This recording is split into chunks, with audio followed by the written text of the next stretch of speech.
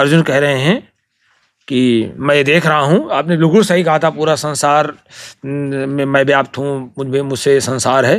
कहते हैं अमी च त्वाम धृतराष्ट्रस्य पुत्रा सर्वे सहैवा वनिपाल संघैः भीष्मो द्रोणः सूत पुत्रस्तथासौ सहास्मदीयैर्योध मुख्यैः।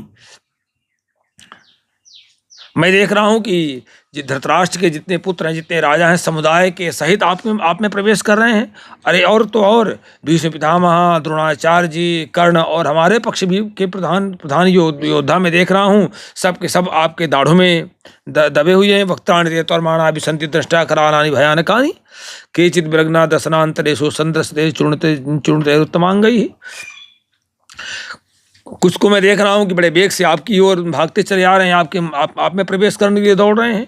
कई को देख रहा हूँ कि चूर्ण सहित, सिरों सहित आपके दांतों के बीच में लगे दिख रहे हैं। यथा नदीनां बहवो वेगा समुद्रमेवा विमुखा द्रवंती तथा तवामी नरलोक वीरा विशंति वक्त्राणि विज्वलंती। कहते हैं नारायण, जैसे मैं देख रहा हूँ कि नदियाँ जो है समुद्र की ओर बड़े प्रवाह से जाती हैं, बहुत जल के प्रवाह से भागती हैं, मैं वैसे देख रहा हूँ जितने जितने बड़े बड़े राजा हैं वो सारे के सारे आपके प्रज्वलित मुख में प्रवेश कर रहे हैं। ले से ग्रसमाना समन्तालोकान समग्रान वदनर्ज्वलद्भिः तेजोभिरा पूर्व जगत समग्रम भासस्तवोग्रा प्रतिपन्ति विष्णु। हे नारायण, संपूर्ण लोकों को प्रज्वलित मैं देख रहा हूँ कि समग्रान लोकान ज्वलद्भिः वदनैः ग्रसमानः। मैं देख रहा हूँ कि आपको इस समय तो आपके मुख से जो है भयंकर आग निकल रही है, और वो जितने के जितने आपके मुख में प्रवेश कर रहे हैं सब जो है वो जल रहे हैं, उसी में जा रहे हैं, ग्रास हो रहे हैं। और समन्तात ले ली से आप उनको बार बार चाट रहे हैं। हे नारायण, तो उग्रा भाषा समग्रम जगता तेजु भी आपूर्य प्रतिपंथी। आपका उग्र प्रकाश संपूर्ण संसार को तेज के द्वारा परिपूर्ण कर तपा रहा है। अब पूछ लिया कि महाराज ये जो स्वरूप आप दिखा रहे हैं ये कौन सा स्वरूप है आपको? ये जो दिखा रहे हैं कि पूरा जितने भी राजा लोग हैं, जितने युद्ध में खड़े हैं, सब आपके मुख में जा रहे हैं अग्नि से भरे। तो कहते ये है क्या?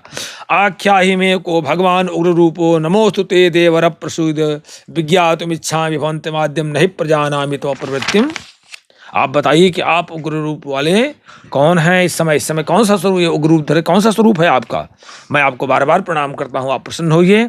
आद्यम भवंतम, आप आदि पुरुष हैं। मैं विशेष रूप से जानना चाहता हूँ कि इस समय आपकी प्रवृत्ति क्या है, इस समय आपकी प्रवृत्ति क्या है?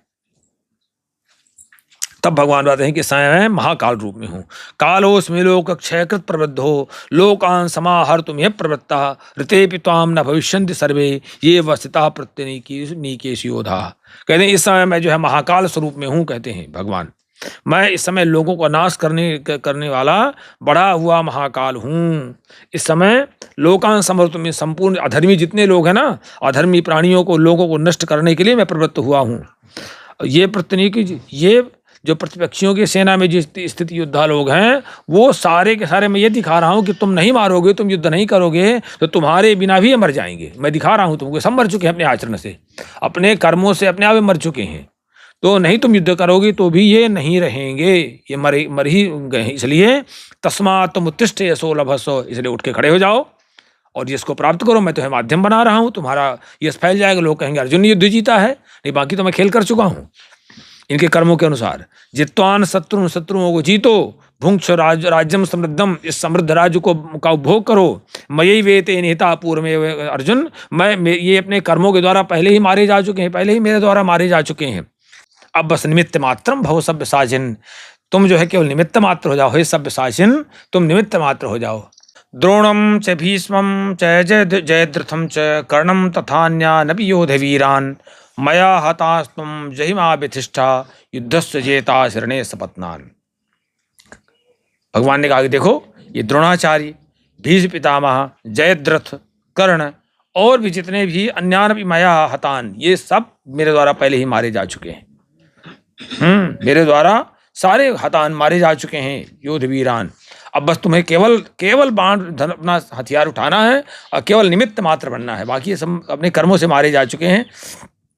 इसलिए माँ व्यथिष्ठा, मत व्यथित हो तुम।